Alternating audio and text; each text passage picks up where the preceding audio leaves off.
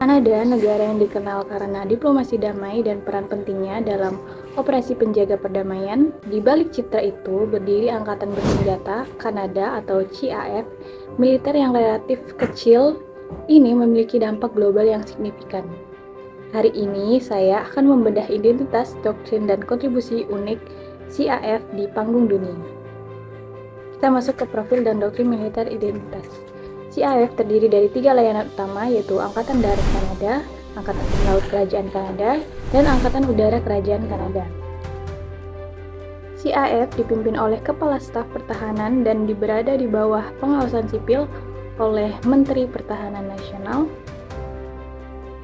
Doktrin utama CAF berpusat pada kemampuan ekspedisi dan kesiapan multidimensi. Doktrin ini menekankan fleksibilitas, kemampuan dikerahkan dengan cepat kemana saja di dunia, dan beroperasi secara efektif dalam lingkungan bersama, seperti darat, laut, dan udara, serta interoperabilitas yang tinggi dengan sekutu NATO dan NORAD. Kemudian kita masuk ke analisis sistem pendidikan dan doktrin. Sistem pendidikan militer Kanada sangat menekankan kepemimpinan etis dan fleksibilitas. Royal Military College atau RMH, institusi pendidikan tinggi utama mereka.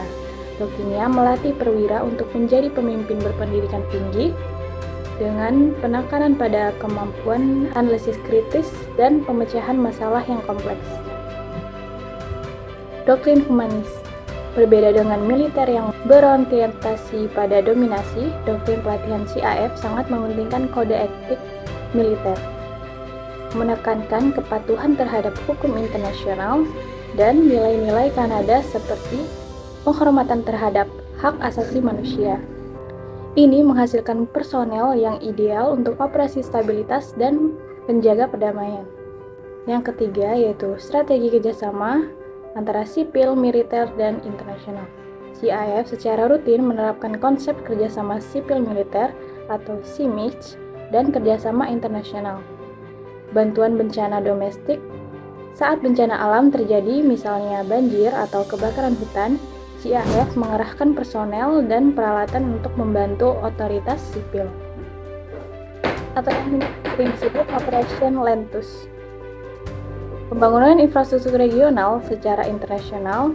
Meski tidak selalu memimpin proyek besar, CAF sering berpartisipasi dalam misi NATO dan PBB yang mencakup pengamanan wilayah agar proyek pembangunan sipil seperti jalan, sekolah, dan fasilitas medis dapat berjalan dengan aman, terutama di Afghanistan dan Haiti.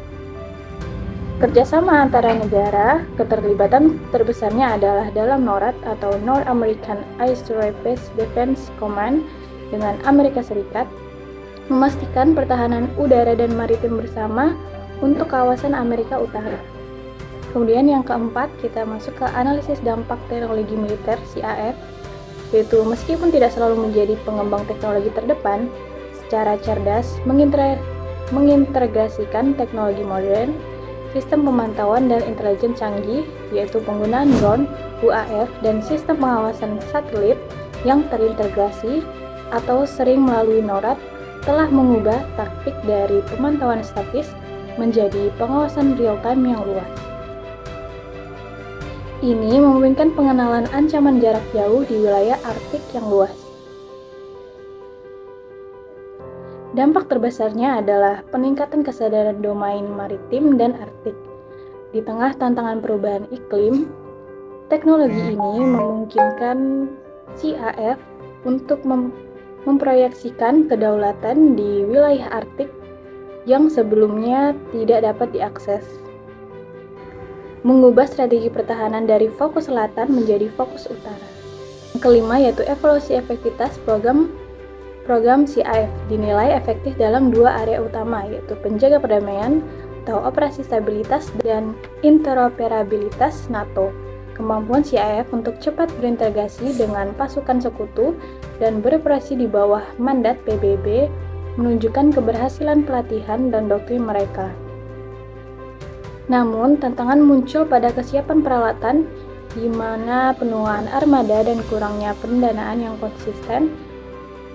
kadang-kadang membatasi jangkauan dan durasi operasi mereka secara global.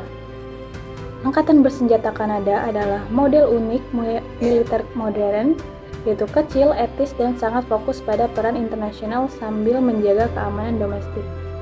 Mereka terus beradaptasi, mempertahankan perannya sebagai sekutu yang kredibel dan kekuatan yang mendukung stabilitas global.